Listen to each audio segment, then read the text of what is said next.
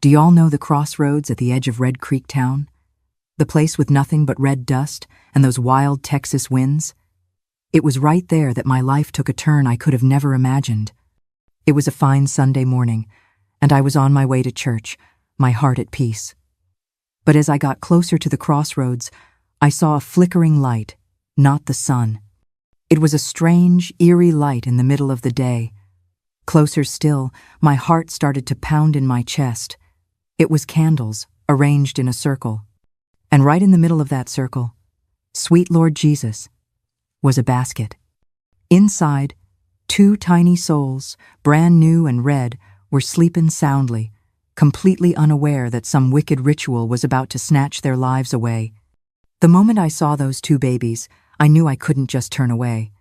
In that moment, I, Tabitha Jean Parsons, a woman all on her own, became a mother. And that, my child, is when the real story of my life began. Before we continue down this path of memory together, go on and press that subscribe button and leave a comment. Let me know where you're listening from, you hear? Every single soul walking this journey with me is a great comfort, so I know I'm not alone. 'Cause I believe that some stories need to be shared, just as some hearts need to be heard. It was a Sunday, the 23rd of April, 1995. One of those dates you never forget, even after so much time has passed. The day started like any other here in our Texan countryside. A hot sun nearly cracking the ground, the smell of dry earth in the air, and the birds making a racket in the pecan tree in my yard. For as long as I can remember, back then, my hair was already white, but I was still strong, thank God. I woke up early as usual, made my coffee on the wood-burning stove, which gives it a special taste, fed corn to the chickens in the yard, and swept the front porch. Then I got ready to go to church, like every Sunday. I put on my prettiest flowered skirt. I dabbed on a little bit of toilet water I made myself with rosemary and lavender. I tied my white hair up in a neat bun and grabbed my parasol to shield myself from the harsh sun on the walk to the Immaculate Conception Church. My house is a little ways from the center of Red Creek. It's a path I knew like the back of my hand, one I'd walked my whole life without a second thought. We country folk have our superstitions, you know, and that red dirt road that passes by the old crossroads, known as Devil's Crossroads, always gave me a shiver down my spine. The old-timers told stories of hauntings, strange lights, and even pacts with the devil in that place. As a God-fearing Christian, I always passed by there quietly praying an Our Father and a Hail Mary, quickening my pace without looking around too much. But on that Sunday, what I saw in that place froze me in my tracks like a pillar of salt, my child. First, I smelled something different, kind of sweet mixed with sulfur, the kind of smell you know isn't good. When I got closer, I saw a large woven basket, the kind we use for harvesting, placed right in the middle of the crossroads. Around it, 7 candles were lit, their flames flickering even without a breeze. My heart started racing like a spooked horse. I stood there, not knowing whether to get closer or run back home. That's when I heard a faint cry coming from the basket. A small child's cry, the kind that breaks your heart. I forgot about the fear, forgot about church, forgot about everything in that moment, and I approached the basket with trembling legs. My Lord in heaven. Inside, there were 2 little babies, a boy and a girl, looking so much like twins.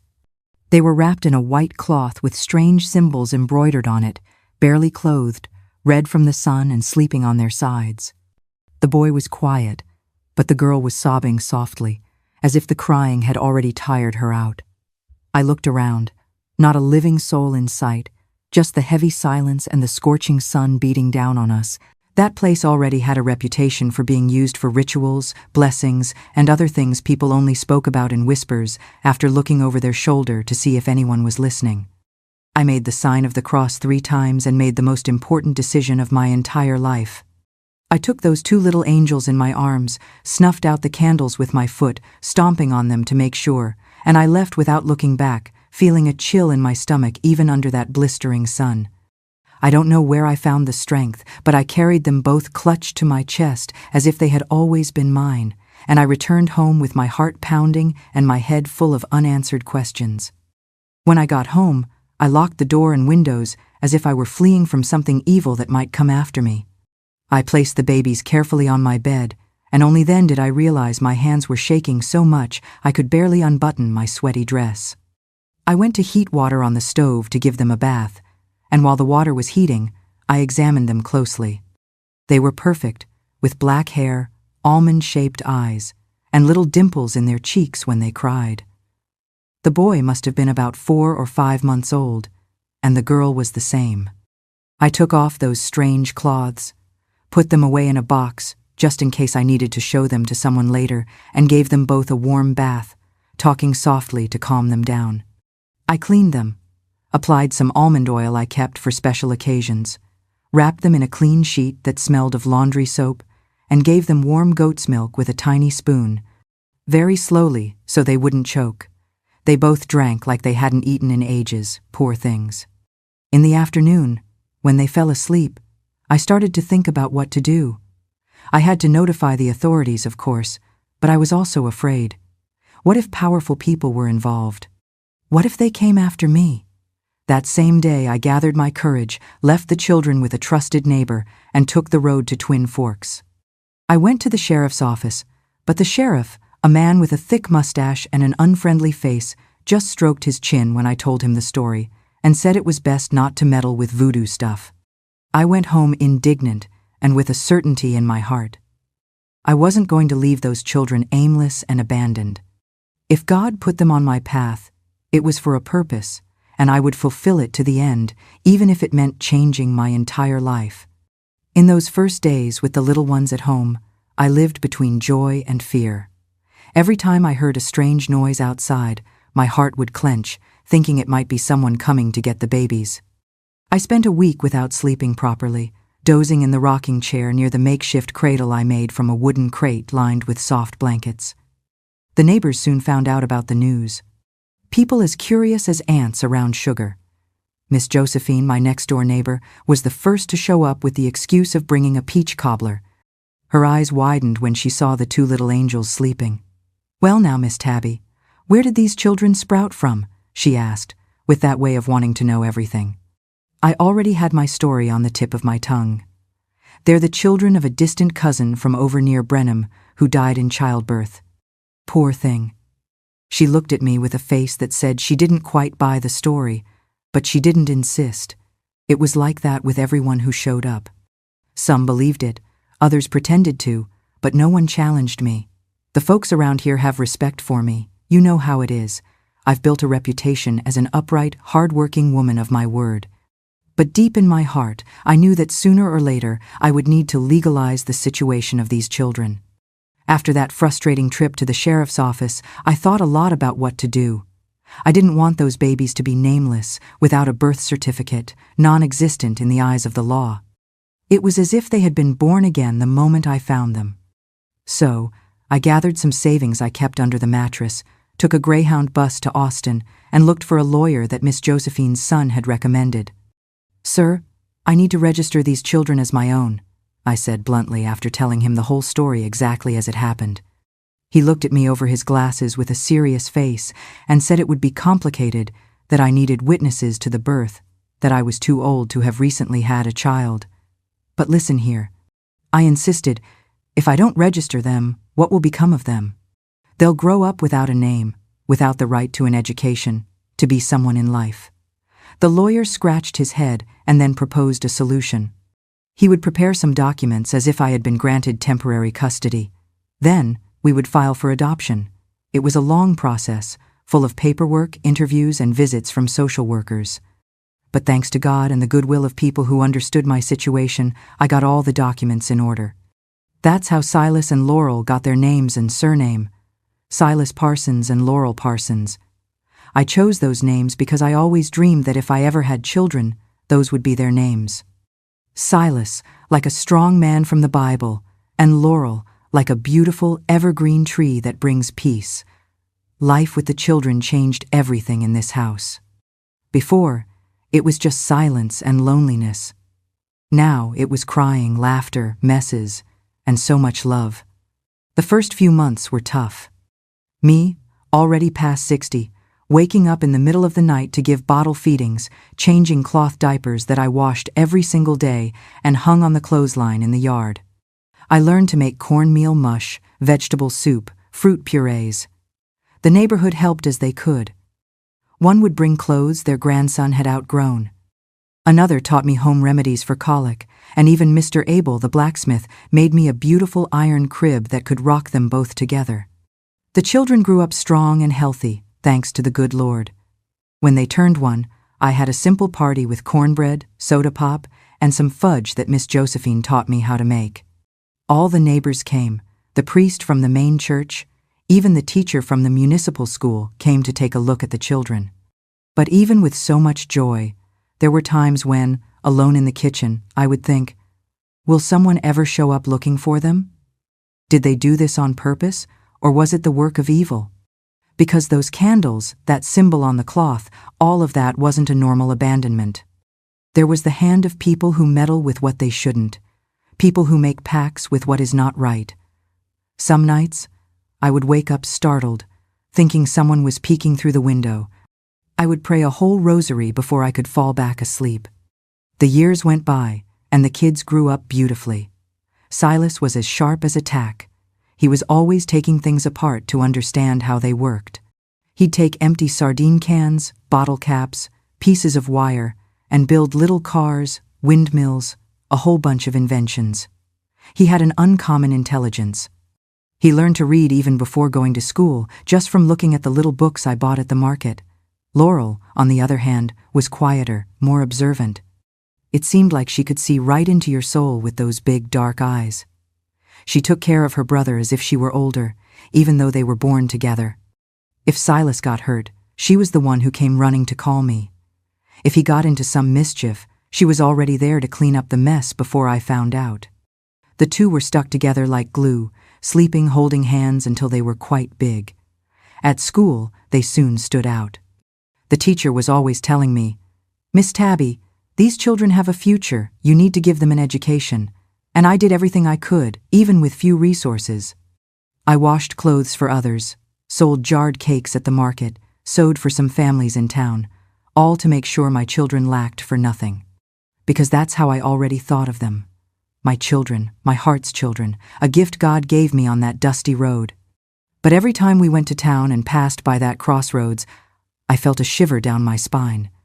That place held a mystery that, deep in my heart, I was afraid to uncover. At night, before sleeping, I always said the same prayer. My God, protect these children from any evil, from any bad person who might one day come looking for them. And if one day the truth has to come out, let it be in the way you see fit. When the kids turned 7, life had already settled into a different rhythm. I was nearing 70, but still strong, thank God. The small house was always full of joy and mess, the way a house with children should be. The yard, which used to have just a few chickens scratching around, now had a rope swing hanging from the mango tree, a wheelbarrow that Mr. Roy made for the kids, and a makeshift soccer field where the neighborhood boys came to play with Silas. The two were already studying at the public school, and every day when they came back, the table was filled with notebooks and colored pencils. Silas was always a dreamer, you know, head in the clouds, full of difficult questions. "Why is the sky blue, Grandma Tabby?" he'd ask with his curious eyes. "How does an ant know the way back home? Why does the moon change shape?" I answered what I knew, and when I didn't know, I made up a story. As for the girl, my goodness, that one was born with the wisdom of an old soul. At 7, she was already helping me in the kitchen, making her own bed, and still looking after her brother when I had to go out to sell my sweets at the market. "Laurel, my child, go play a little girl," I'd say, but she would just smile in her own way and continue folding the clothes from the clothesline perfectly. I would look at those two and think how there could be so much love inside my chest, even without having birthed them from my own flesh. They grew up like that, each with their own way, but always stuck together, as if one completed what the other was missing.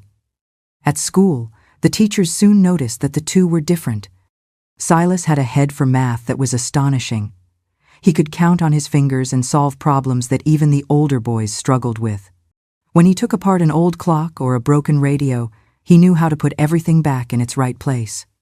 Then there was the time he fixed the neighbor's sewing machine that not even the technician from town could fix. Laurel, on the other hand, was good with words. She read everything she saw and wrote beautiful poems that even the teacher admired. Mrs. Gable always sent notes. "Miss Tabby, we need to talk about the future of these children. They have the potential to go very far."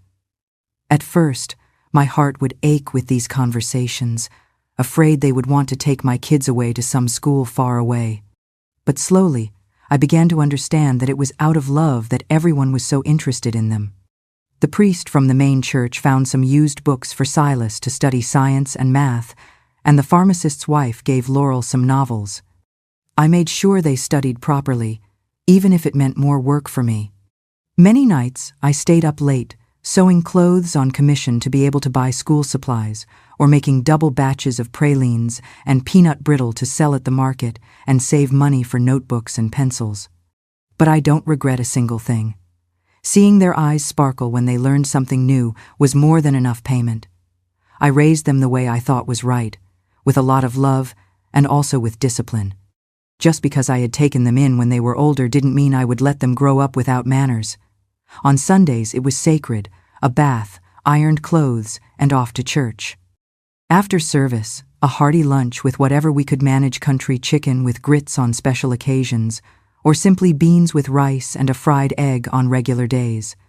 But there was always a sweet for dessert, because dessert makes life a little sweeter too, I always told them. I taught them to respect their elders, not to take anything from others, to say good morning and thank you. If a visitor arrived, they were to offer a small coffee or fresh water. If someone needed help, they were to lend a hand without a second thought. Silas, with his more spirited nature, sometimes complained, "But Grandma, I already swept the yard yesterday." And I would reply, "And the ground is already dirty today, my son. Life is like that. Every day we have to start over." Laurel almost never complained. It seemed like she understood things from the inside. When she was sad, she just got quieter than she already was. She would hide under the pecan tree to read or write in the little notebook she always carried with her. I pretended not to see, but later I would go over, sit beside her, and tell her stories from the old days, from when I was a young woman and went to the 4th of July barn dances all night. She always ended up laughing and getting back to normal. But not everything was just joy. There were nights I'd wake up scared, remembering that basket at the crossroads, those lit candles, and the cloths with the strange figures. I wondered if I had done the right thing by not pursuing the matter further with the authorities after being dismissed, if one day someone would show up looking for those children.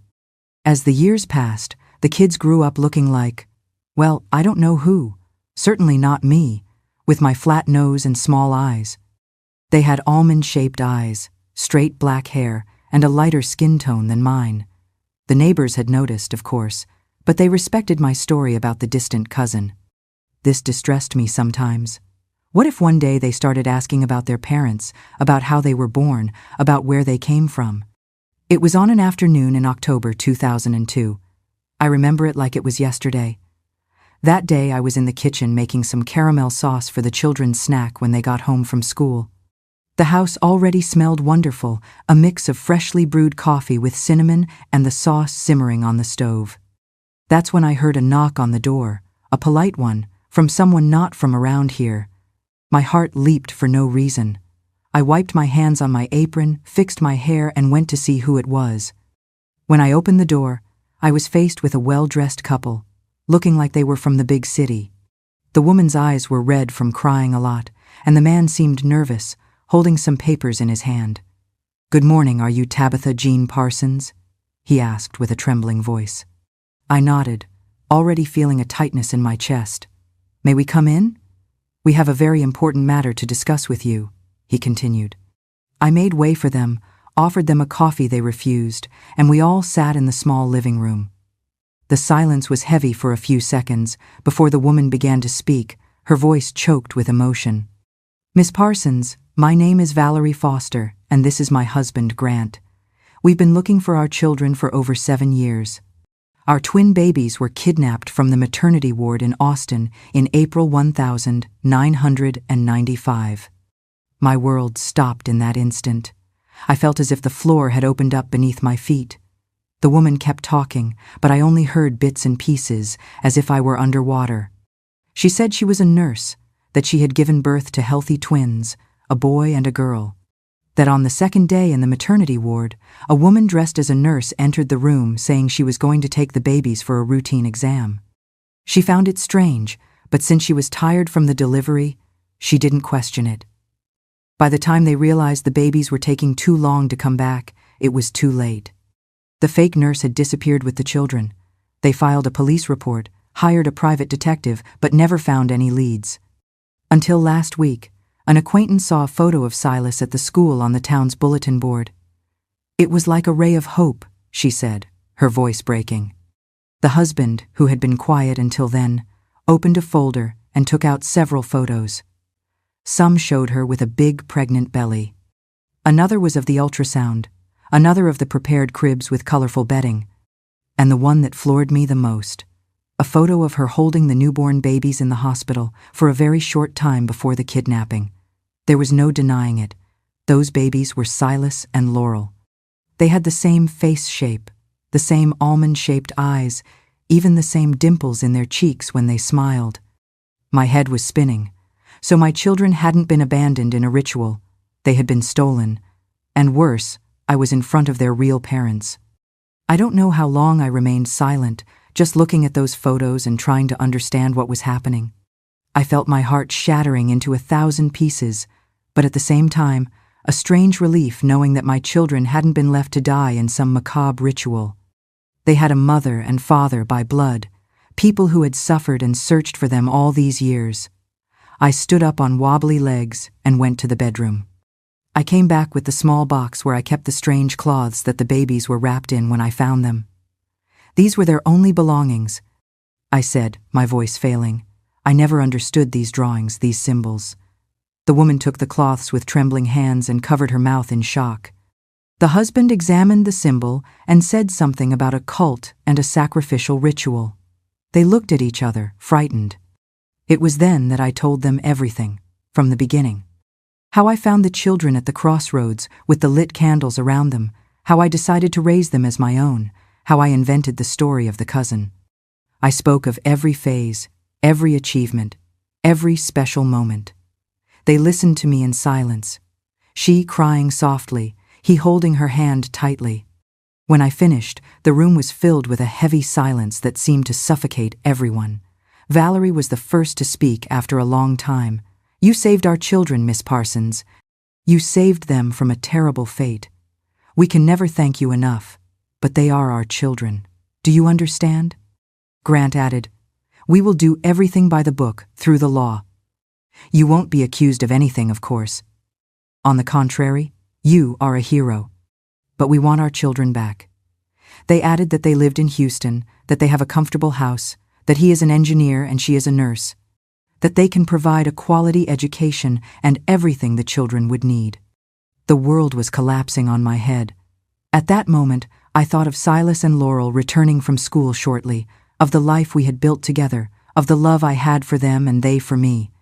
How was I going to explain this? How was I going to tell them that I wasn't their mother, not even their real grandmother, that they had been stolen, that these strangers were their real parents? I started to cry uncontrollably. Valerie, with a kindness I didn't expect, sat next to me and took my hand. "You were their mother when I couldn't be. I will never forget that." She was crying too. Grant said they would give it time, that they wouldn't take the children that day, that it would be a gradual process so as not to traumatize anyone. I asked them to leave before the children got back from school. I needed to organize my head, my heart. They agreed, but left their address and phone number and arranged to come back the next day. When I closed the door after they left, I leaned against the wall and slid to the floor, crying as I had never cried in my life.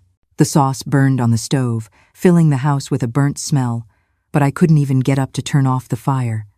How strange fate was. I, who had always been afraid that someone would come for my children because of that ritual, was now losing them for a completely different reason. That night, after the Fosters left my house, was the longest of my entire life. The children came back from school excited as always, sharing the news, asking for a snack. I pretended everything was fine. I fried some donuts that they loved so much, but inside I was shattered. While they were playing in the yard, I locked myself in the bathroom and cried until I was dry. How was I going to tell them? How to explain that everything they believed was a half-truth? That same night, after the children were asleep, I picked up the phone and called the number the couple had left. I need more time. I told Grant, who answered. A week at least, to prepare the little ones. He hesitated, but eventually agreed. The following days were pure agony. I would look at Silas and Laurel playing and think that every moment could be the last with them, like this, with me. On the fourth day, I gathered my courage, called them both to sit on the living room sofa, and began to tell a story, one of those they always loved to hear. Once upon a time, there were two little angels who came into an old lady's life in a very special way. I began. I told them everything, except for the part about the ritual. I said they were born in Austin to parents who loved them very much, but that a bad person had taken them from the maternity ward. That I had found them and cared for them as if they were my own because I thought they had been abandoned. I saw their little faces change as I spoke, from interest to shock, from confusion to sadness. Silas was the first to ask, "So you're not our real grandmother?" "I am," I replied with a trembling voice, "just not by blood, but by heart." Laurel, who was always quieter and more observant, had tears streaming down her face silently. "Are you going to send us away?" she asked in a voice so small you could barely hear it. "No, my darling," I replied, hugging her tightly. "But your birth parents have found you and want to meet you. They've been looking for you all this time." The following week, the Fosters returned as planned. I cleaned the whole house, made a cornbread, and dressed the children in their Sunday best. When the doorbell rang, Silas and Laurel were hiding behind me, holding onto my skirts tightly. Valerie entered first, her eyes already full of tears. Grant came right behind her, carrying a gift box in each hand. The silence in the room was so great you could hear the old clock on the wall ticking. Valerie knelt in front of the children and spoke with a choked voice. "You don't remember me, but I never forgot you. Not for a single day." Silas looked at her with his curious eyes and then looked at me as if asking for permission. Laurel remained glued to my skirt with her face hidden. I tried to help. "Remember the story I told you? This is Valerie, and this is Grant. They are your birth parents. They traveled a long way looking for you." Grant took an old photo from his pocket of the two of them with her large pregnant belly, showed it to the children. Then he showed photos of the two babies taken in the hospital before the disappearance. Laurel came closer, curious. Silas took the photo and examined it carefully, in his way of analyzing everything. "Is this me?" he asked, pointing to the baby in the photo. Grant nodded, his eyes already welling up too. It was a difficult meeting, full of awkward silences and half-asked questions. The children accepted the GIFSAN electronic game for Silas and a diary with a lock for Laurel, but they didn't get very close. We agreed that the Fosters would visit every weekend so that everyone could get used to the idea. The following months were a painful adjustment. Silas soon warmed up to his new parents, especially because Grant understood things I could never explain. Computers, advanced math, science experiments. Laurel took longer. She would stay quiet during the visits, answering only the minimum, always returning to my side when she could. Once, after the Fosters had left, she asked me, crying, "Why didn't they come sooner? Why did they take so long?" How do you explain to a child that the world is full of bad people who steal babies, who do evil things? I could only hug her tight and say that they had looked very hard, but that America is very big. Meanwhile, the legal process was ongoing. The judge determined that there would be a gradual transition, considering the psychological well-being of the children. The Fosters managed to get temporary job transfers to Austin, rented a house nearby, and started taking the kids for the day, then for sleepovers on weekends. Every time they left with their little backpacks on, a piece of my heart went with them. "Don't be jealous, Tabitha. I would tell myself every night, they deserve to know their real parents. But it was hard, Lord in heaven, how hard it was to see them drifting away from me, little by little, creating new routines, new customs, calling someone else Mom. Valerie even tried to be delicate, encouraging the children to visit me, including me in conversations about their future. But deep down, we all knew that life would never be the same again.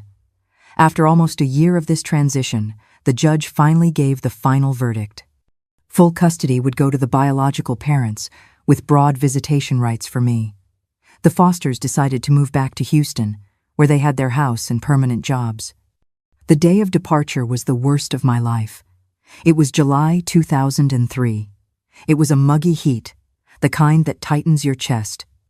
I helped pack the children's little suitcases, folding each piece of clothing with the same care as always. I put some mementos I wanted them to take in a separate bag. An old rosary from my mother for Laurel, a small wood-carving knife that belonged to my father for Silas, a small album with photos since they were babies, and 2 small jars of freshly made caramel sauce, their favorite. When the car arrived, my heart felt like it was going to leap out of my mouth. I hugged them both so tightly that Laurel complained, "Grandma, you're squishing me." Silas looked at me seriously and promised, "We'll be back for the holidays, Grandma, every year. And I'll call every week, I swear." Laurel just cried softly, clinging to my neck. Valerie, also with tears in her eyes, hugged me and whispered, "Thank you for saving my children. They will always be yours, too." And Grant squeezed my hand tightly, unable to speak. When the car drove off, kicking up dust on the dirt road, I stood at the gate, waving until I couldn't see it anymore. I went inside, and the silence hit me like a slap. The table without scattered notebooks, the yard without laughter, the empty room with the neatly made beds. Not even the chickens in the yard seemed to want to make a sound that day. I fell to my knees on the living room floor and cried like I had never cried in my life. It felt like I had returned to the loneliness of before, only 1,000 times worse, because now I knew what it was like to have a house full of love and chaos. I spent the night sitting in the rocking chair between the 2 beds, rocking slowly, and asking God for strength. Life seemed to have lost its color all of a sudden. The first few months after the children left were an emptiness I can't even explain properly. The house seemed too big, too quiet. I would wake up in the middle of the night, thinking I heard Silas coughing or Laurel having a nightmare, but it was just the wind hitting the window or a restless chicken in the yard. I went back to being the lonely old woman I was before, but now with a hole in my chest that hurt more than my joints on a rainy day. The neighbors tried to cheer me up, bringing cakes, inviting me to prayer meetings, but nothing worked. I got thin, with no appetite to eat or go out. That's when Silas called me for the first time from Houston. "Grandma Tabby, I have my own room now, and the new school has a science lab with a real microscope." He said it all at once, almost without breathing, in his excited way. That little voice reached me like medicine for the soul. Soon after, Laurel also spoke, quieter as always. "Grandma, I miss you. The teacher asked us to write about a special person, and I wrote about you." I couldn't hold back and cried on the phone. After that, the calls became a routine. Every Sunday, without fail, the phone would ring at 6 p.m., and every time it did, I would tidy up the house and put on a nice dress, as if they could see me through the line. Valerie started sending me photos and letters the kids made at school. Grant always sent money along with them, which I kept in a cookie tin for when they came to visit. I didn't need that money, but I understood it was his way of showing gratitude. When December arrived, almost 6 months after they left, I received the most anticipated call. The kids were coming to spend a week of vacation with me. There were still 3 weeks to go, but I started the preparations right away. I cleaned the house from top to bottom, planted more tomato plants in the yard because Silas loved to pick them. I made lavender soap that Laurel liked to use for her bath. I was afraid they had already forgotten me, that they would prefer life in the big city with television, computers, and all the things I could never give them. But when the car pulled up in front of the house on the 22nd of December, and the 2 of them jumped out yelling, "Grandma Tabby!" Before the car even came to a complete stop, I realized my fear was foolish. Laurel came running and threw herself into my lap with such force that I almost fell over.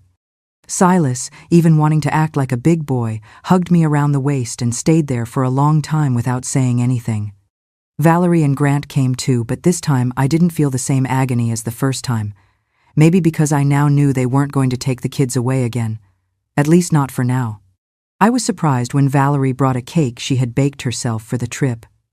"I learned your cornbread recipe from the kids. They missed it every day, so I had to learn to make it similar," she said, smiling shyly.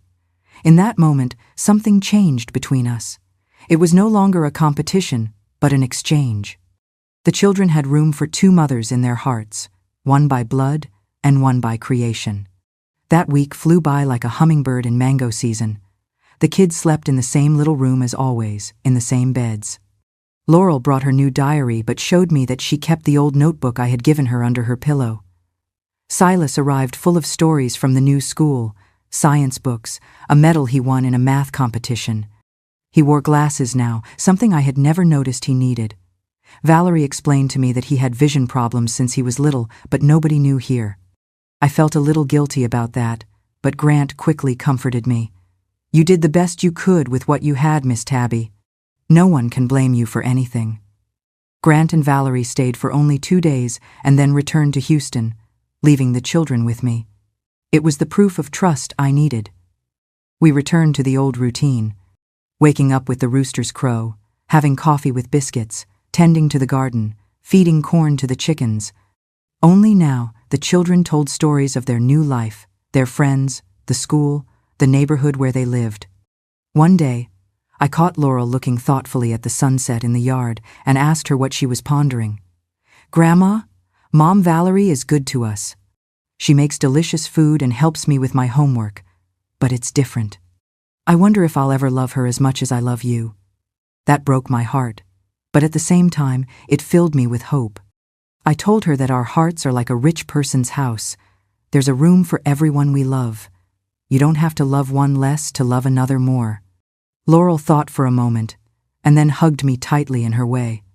"I will never stop loving you, Grandma," she promised with those serious little eyes, and I believed her. The visits continued during the July and December holidays, every year without fail. At first, their parents brought them. Then, when they were older, they came by bus themselves.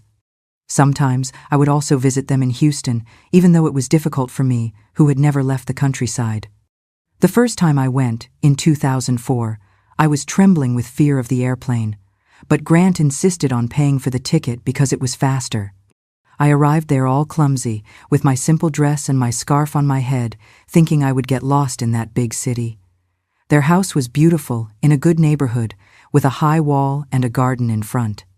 They gave me my own room, with embroidered towels and a large mirror. The first day I couldn't sleep well, unused to the soft bed and the noise of cars on the street. But when Silas and Laurel took me to see their school, introducing me to everyone as my Grandma Tabby, I felt it was worth any sacrifice. At the school, the children looked at me curiously, maybe because of my accent or my calloused hands, but the teachers welcomed me with respect. The principal even called me into her office to thank me personally for having saved and educated the children so well.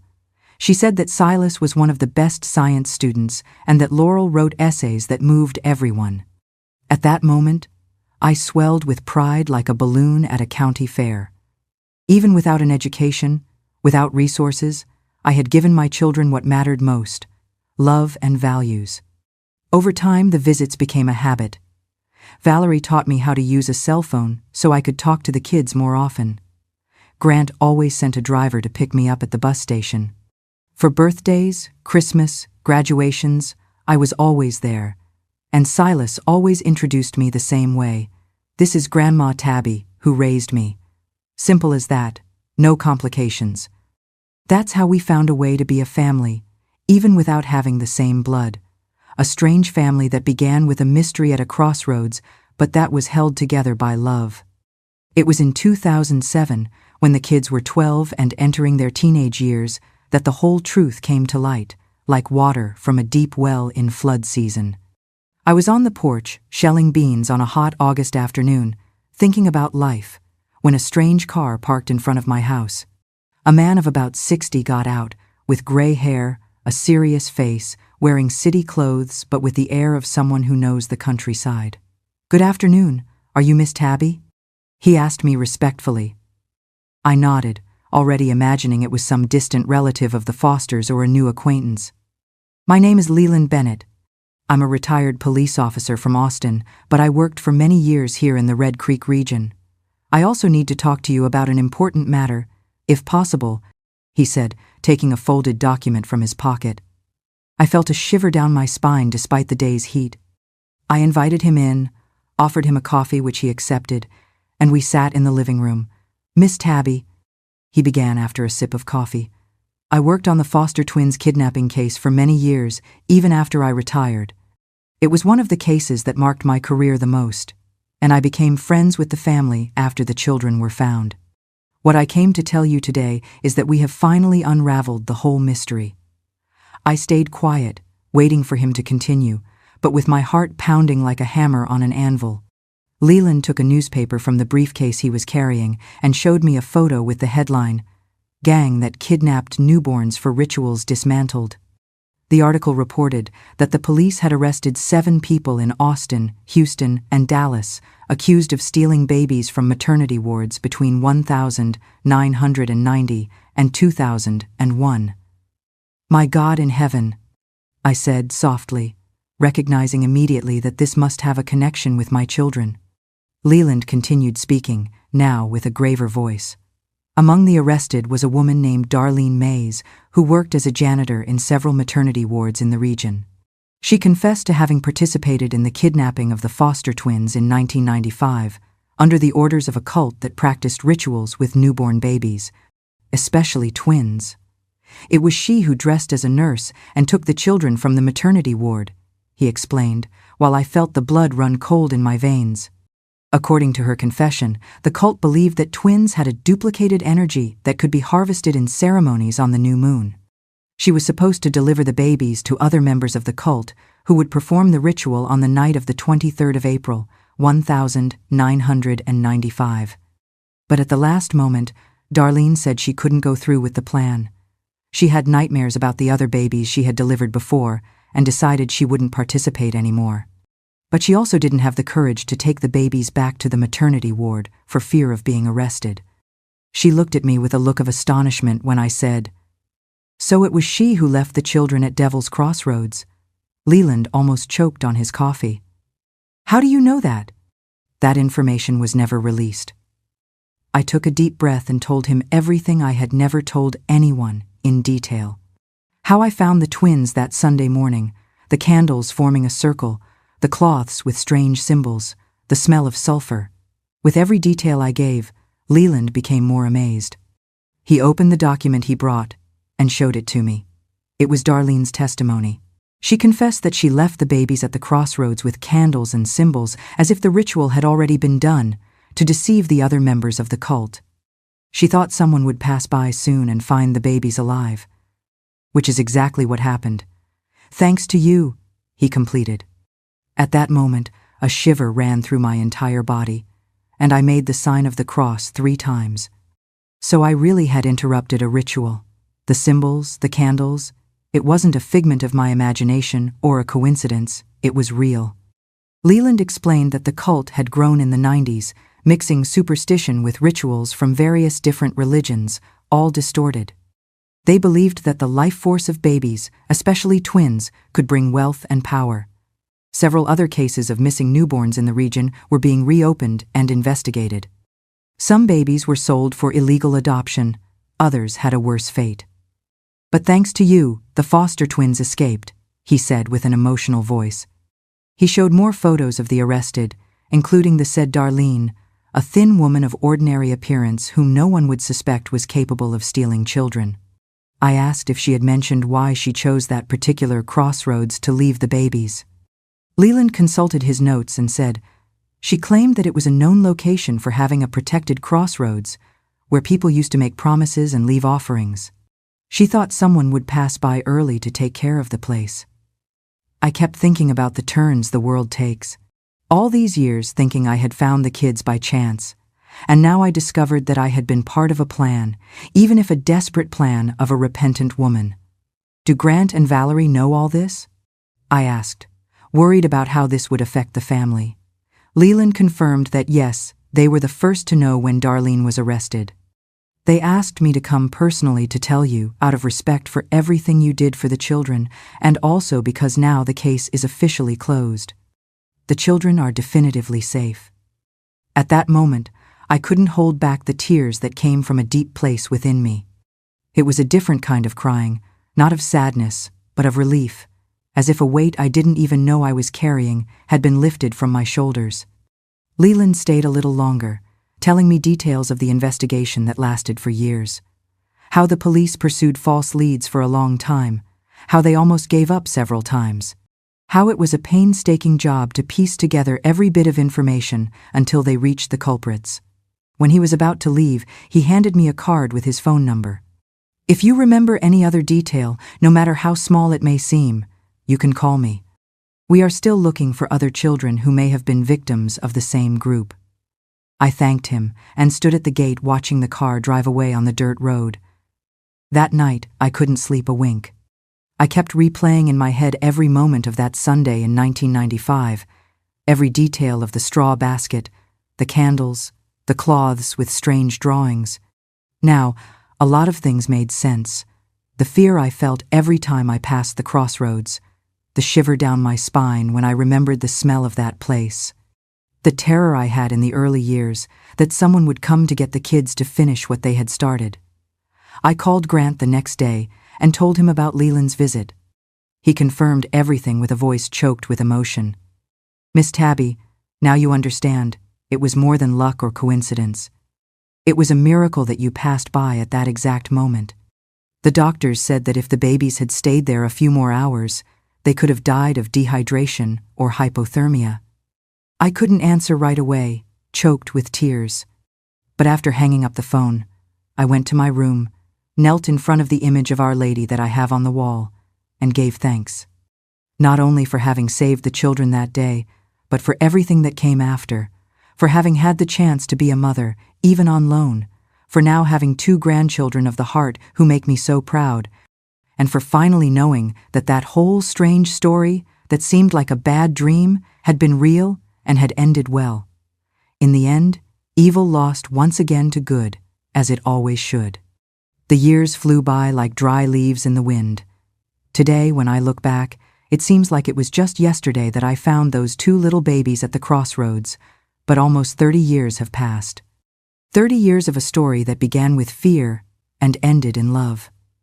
After I discovered the whole truth about the kidnapping, I started to look at life differently. I made a promise to myself. Every Sunday, without fail, I would walk to Devil's Crossroads and pray a whole rosary. In the place where I found the basket with the kids, I planted an iron cross that I had Mr.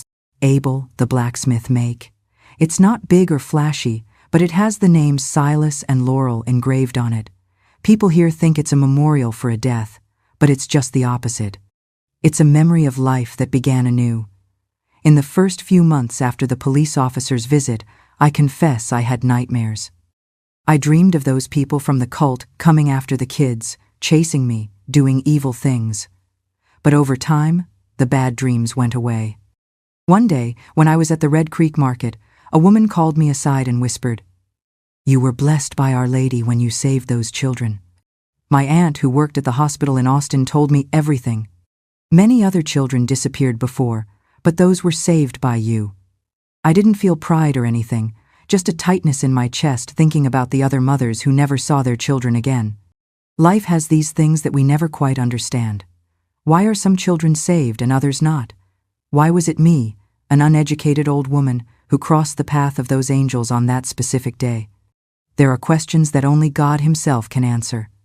Silas and Laurel grew up and became good people, just as I always prayed they would. Silas finished technical school, then went to college for computer science in Houston. Today, he works at a big tech company, earns good money, and is always inventing programs on the computer. He has a special way with machines, as if he talks to them. I think that boy who used to take apart my old radio to see how it worked just grew up and stayed curious. Laurel followed a different path. She was always quiet, observant, loved to write and read stories. She went to college for history, became a teacher, and teaches young people in a public school in Houston. She has a sweet but firm way of teaching. From what I'm told, the students respect her, even the most mischievous ones.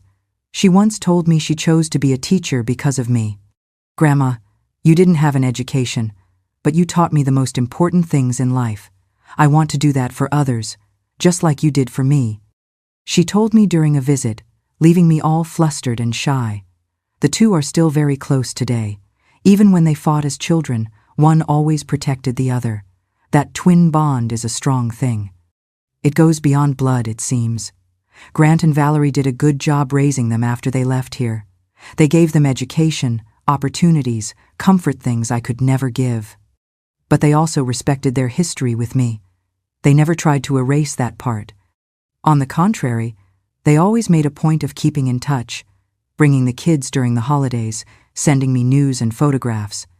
Over time, the four of USA, Grant, Valerie, and the children formed a strange but united family, each with their important role. There's one thing I've never told anyone, not the kids, not the Fosters. After I learned the whole truth, I went to the jail where that Darlene was imprisoned. I took a bus to Austin, asked for directions, got lost a couple of times in the big city, but I got there. I said I was a distant relative and managed to talk to her for 10 minutes. When she saw me, she already knew who I was.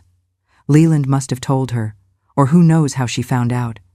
She was a thin woman, with an ordinary appearance, hair tied back in a ponytail, looking down. She didn't look like someone capable of stealing a child from a hospital, but evil sometimes comes in simple packaging, as my late mother used to say.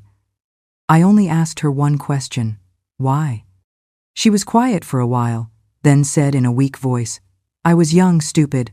I needed the money. They paid well to get the babies. At first, I thought it was just to sell for illegal adoption, but then I found out." And she stopped talking, her eyes full of tears. She continued, "But those twins, I couldn't do it. They were so small, so helpless. I thought someone would find them soon, that they would be okay. And thanks to you, it worked out." I just looked at her without saying anything. I wanted to feel hatred. I wanted to scream, but I could only feel pity. Pity for such a lost soul who was capable of such horrible things. Before leaving, I just said, "May God forgive you, because many mothers never will." I left there with a heavy heart, but at peace in a strange way. I had looked evil in the eye and seen that, deep down, it was just a weak person who made terrible choices. I never spoke of it again with anyone, not even with Officer Leland. It was a settling of accounts I needed to do alone.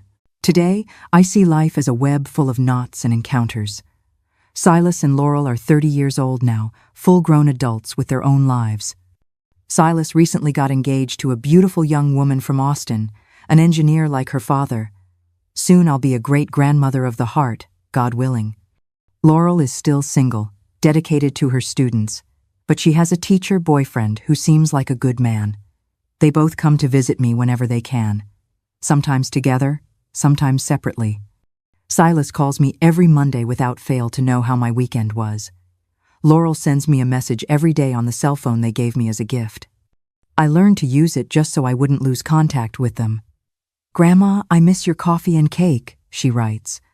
Or, "Grandma, today I told my students about you as an example of courage." Silas calls me from work saying he's saving money to renovate my house, put in new flooring, install a hot shower. I tell him he doesn't need to, that I'm used to my simple little house, but he insists.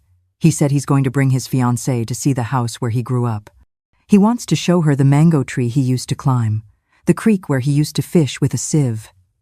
"This place is part of our history, Grandma," he told me on his last visit. And I look at them and think, if I hadn't stopped on that bend in the road, maybe they wouldn't even be alive today. Life is made of choices, and I chose love, even without knowing I was choosing. But I don't fool myself. The world is full of monsters dressed as people, stealing children for rituals that really exists, but miracles also exist. And my miracle has names. Silas and Laurel. And whenever someone asks me if I have children, I answer without hesitation, I have two, that life gave me as a gift one Sunday morning. I am Tabitha Parsons, and my story is more than just a memory. It is a defiant affirmation. In a world full of monsters in human guise, a single choice ignited by love can create a miracle. Never underestimate the power of a kind act. Never doubt the power to change a life that lies in your hands. Silas and Laurel are living proof of that. If this message resonates with you, if you believe that each of us can be a corner of light for others, then act right now. Hit like to spread the power of love. Comment and share the miracle that has appeared in your own life. Share this story with souls in need of a ray of hope. And most importantly, subscribe and follow the channel so you don't miss any story about the hidden strength within each of us. See you again.